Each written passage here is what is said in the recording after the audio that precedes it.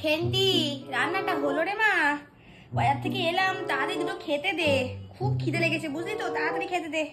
দে বাবা, খেতে দে। হ্যাঁ মা যাই, আর একটুখানি বাকি আছে, যাচ্ছি।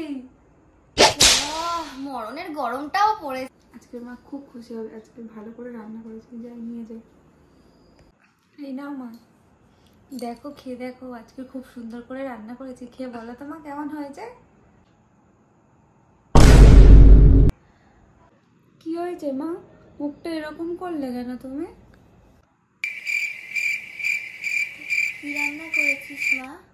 আমি বলেছিলাম বাঁধাকপির তরকারি আর ভাত করতে। এটা কি রান্না করেছিস? কেন মা, ভালো করেই তো রান্না করলাম, খেয়ে দেখো, ভালো হয়েছে, খেয়ে দেখো।